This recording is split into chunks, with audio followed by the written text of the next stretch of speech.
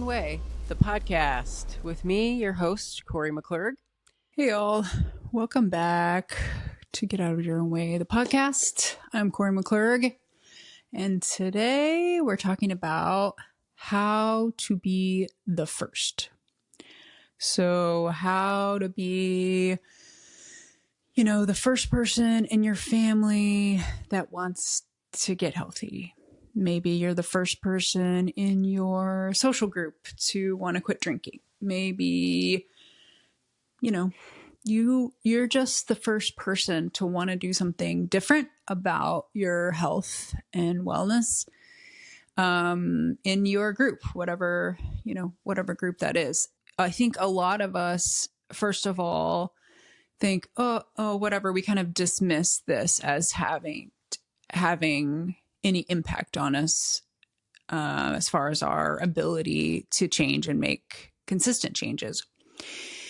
And I think the reason we do that is the reason that we're sort of dismissive about it is that because we don't want to have to apply the label of like people pleaser to ourselves. I know I struggled with this forever. I thought that, if you were a people pleaser, you were kind of weak or something and you couldn't be independent. But the reality is that as a human, we are all hardwired to some degree to some level of people pleasing because as we evolved, our very survival was dependent on our ability to live in community. And so our brains are just naturally attuned to figuring out how we do that, how we live in community with others,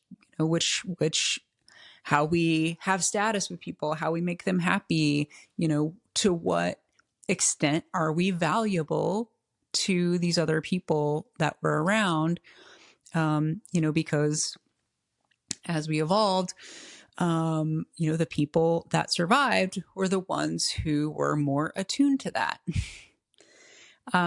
because we need other people. That's just how we evolved. So to some degree, we're all this way. And so the first step is you can go ahead and lay down your shame about having some level of people pleasing or care or concern about what your friends and family think about you. However, this also, though, is in kind of a constant battle with our own need to be ourselves, right? And to pursue our own values.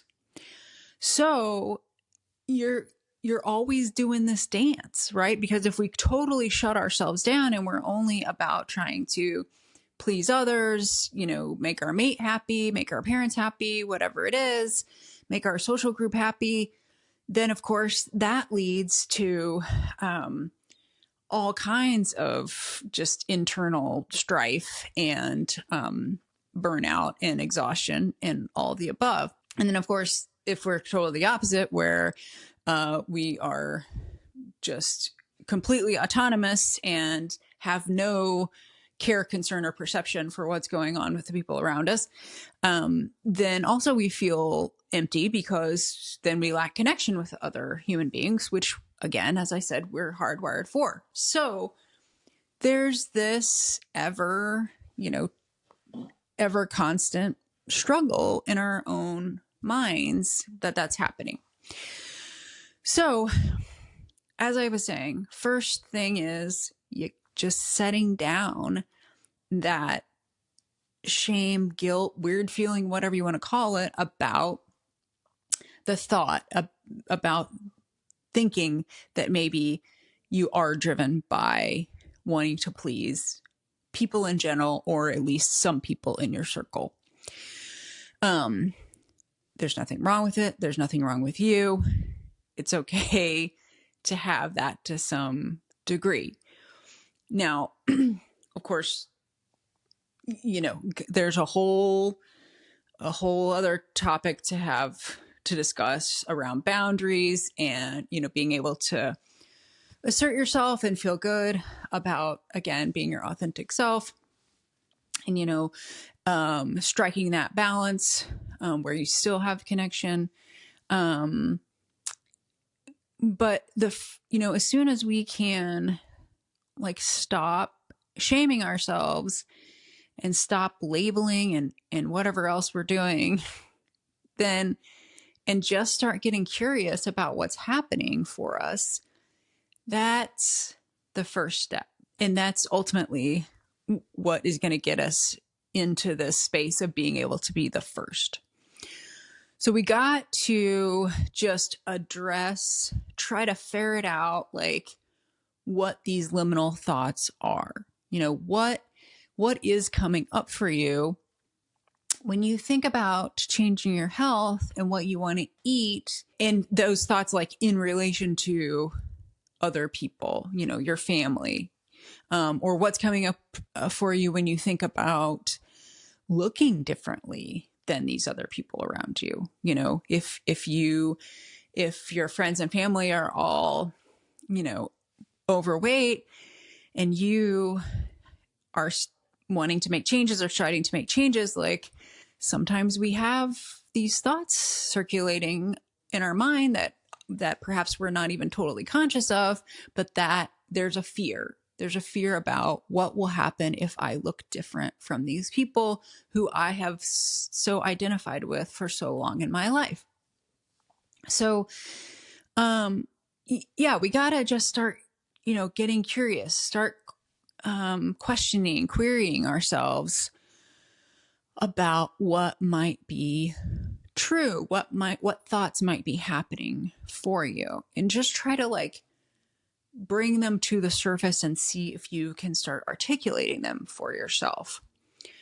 And then once you have been able to kind of start articulating these things for yourself, that's when you can really kind of look them in the eye and try to assess, what is really true. Is it really true that you don't love your aunt if you don't eat what she cooked, right? We can see how these things are really true or not true. We can use, techniques like awareness, clarity, turnaround. We can use the work by Byron Katie to try to assess what is really true or not true about these thoughts.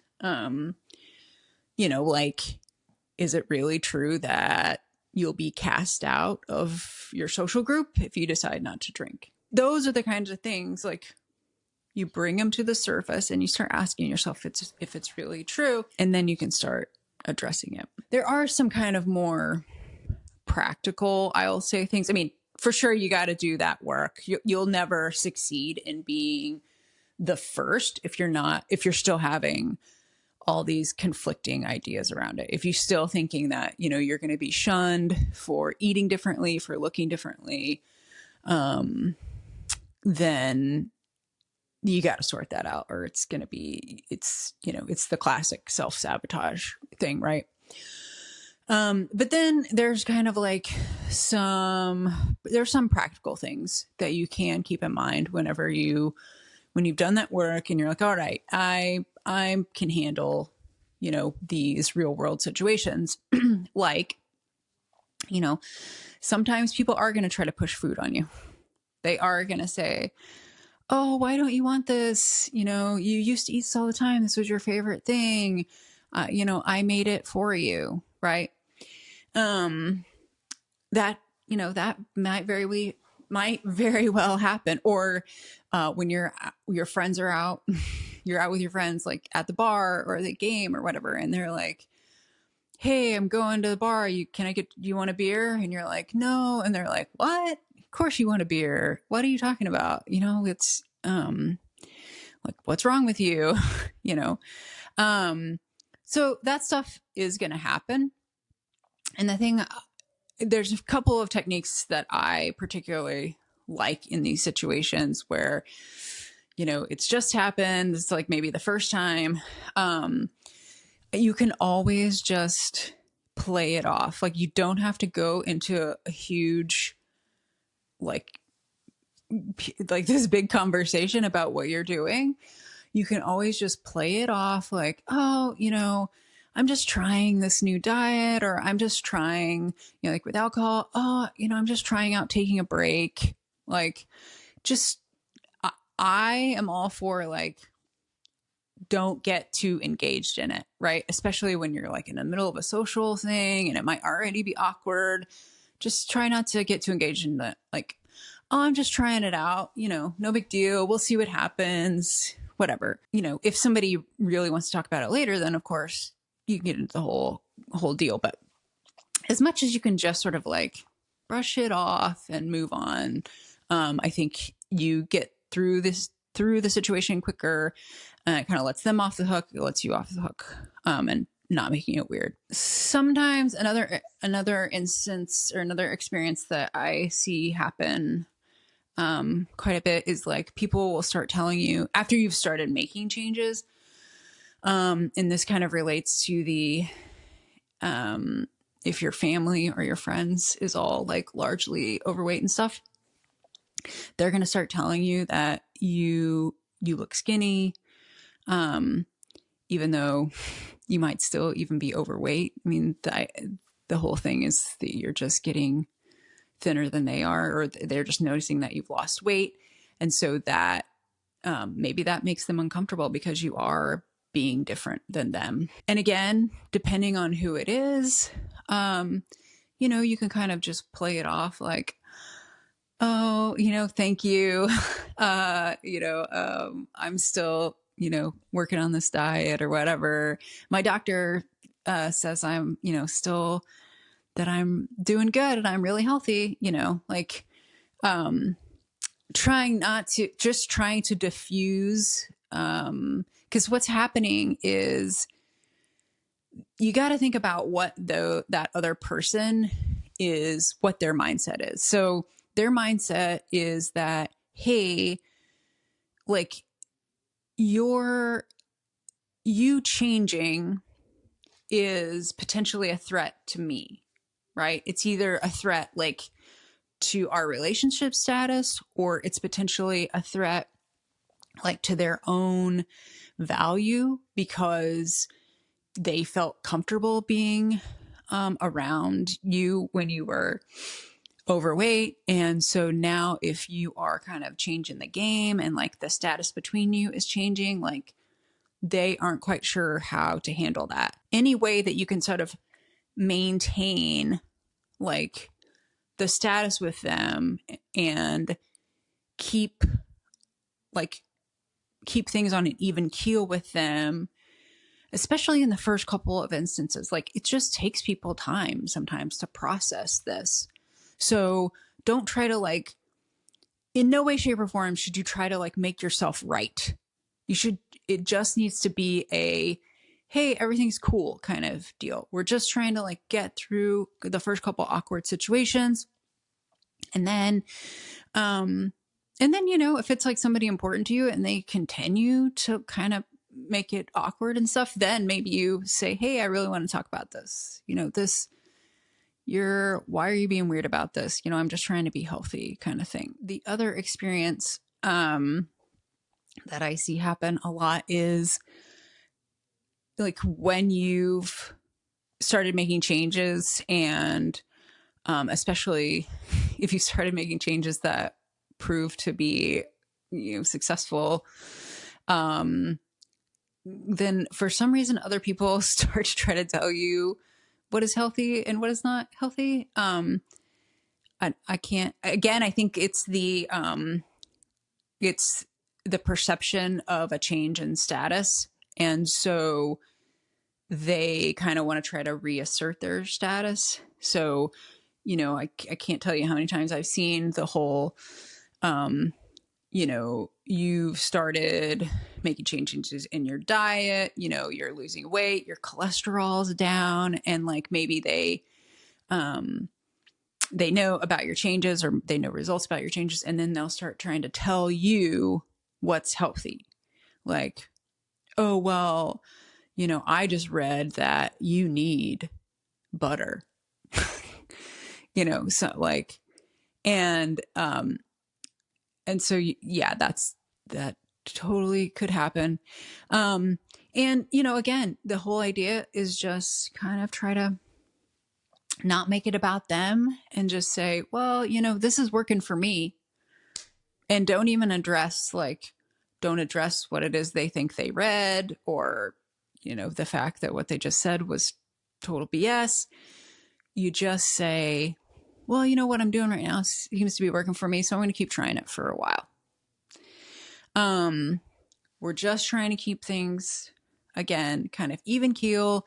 You know what you're doing. You know that what you're doing is healthy, and that it's helping you, and that it's consistent with your values, and that makes you feel more authentic within yourself.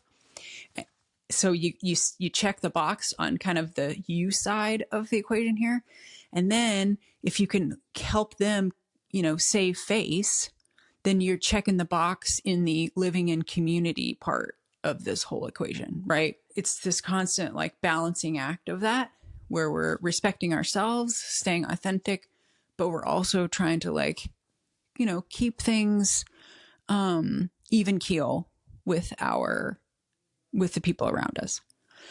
Now, there also is something too, and another kind of practical element to this is absolutely seek out people that do share your values, right? You don't have to just kind of keep trying to keep the peace with the people around you. I mean, that can be helpful and valuable. But also, once you start including people in your circle that share your values, it helps you feel like you're not alone in this whole thing. Again, we are hardwired to live in community. And so it's always helpful if we find more people who are in that same community with us, right? Who want to live healthfully. And sometimes, that's going to have to be virtual for maybe some period of time, right? Because depending on where you live or the people that you associate with, you might not find anybody in person who gives a crap about their health or anything else that you might care about, whether that's, the environment or whatever.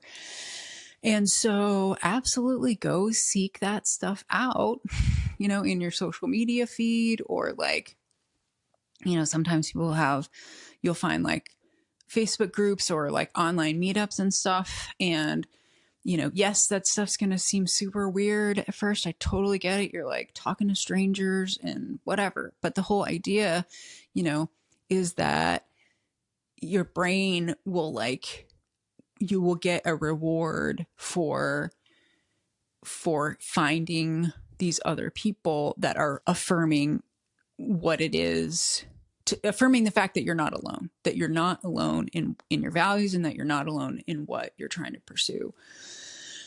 So, so absolutely go find yourself some more community, and give yourself that, read that affirmation that, hey, what I'm doing here is it's good for me. It's good for the planet. It's good for other animals. When you're adopting these changes, to optimizing your health, that's what you're doing. And so why should you ever feel bad about being healthy and wanting to be healthy, right? And then finally, the last kind of element I'll talk about with regard to when you are the first kind of in your group, whether that's your family or your friends or your coworkers, whatever. The other thing that's going to happen is you're going to start, so you're getting this success, and you're going to be like, why isn't everybody doing this? And that is a great question. Why isn't everybody doing this? However, you should be able to reflect back on how you were in the years, weeks, and months leading up to making changes and getting healthier. And so it should give you some idea of, the mindset and perhaps the complicated thoughts that are going through people's brains when they are unhealthy. And so you're gonna want to give advice. I highly recommend not doing that, especially to people who have not asked for your advice. Again, that whole keeping, we want people to save face, and we want them to be able to keep their status. If someone decides to engage with you about, hey, I see that you've improved your health. I see that you've lost weight. I see that you have, lowered your cholesterol. And they want to ask you questions about that.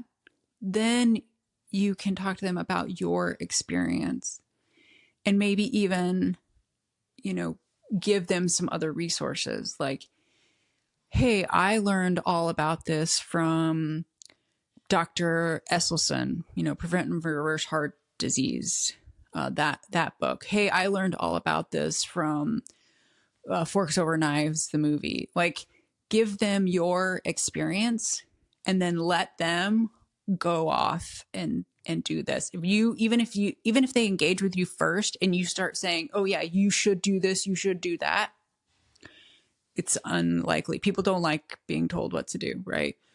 You gotta give them the information in a way that lets them go off and explore on their own and let them feel like, they're conquering their demons through their own might. Being the first is tough. I'm not going to lie. It can be awkward sometimes. And probably the first thing that's tough about it is, like I was saying earlier, it's like addressing these liminal thoughts and really ferreting that all out and understanding, number one, just what's been going on in your brain, and then trying to understand, is that even true, what I kind of have going on here? Yeah. And then, that's probably the hardest part. And then after that, it's all about just sort of navigating your way through these little, micro situations in a way that with grace and a way that allows people to keep, allows them to feel like they continue to have the same kind of peer-to-peer relationship with you. And that you're not just, leaving them in the dust. As always, I highly recommend journal the heck out of this stuff. Even if you think, oh, I've got this, when you really start digging into it, sometimes you don't necessarily got it all figured out. And it'll help you so much when you do get in these situations if you have kind of processed it before you get into the awkward situation. So yes, unfortunately we live in a sick world, and it's super, super sad, but we can overcome it, and we can be start the ripple in the pond when we start healing ourselves, and then that just can keep happening outside of ourselves. I hope that is in some way helpful as far as how to navigate being the first. So good luck out there, and I'll see you next time.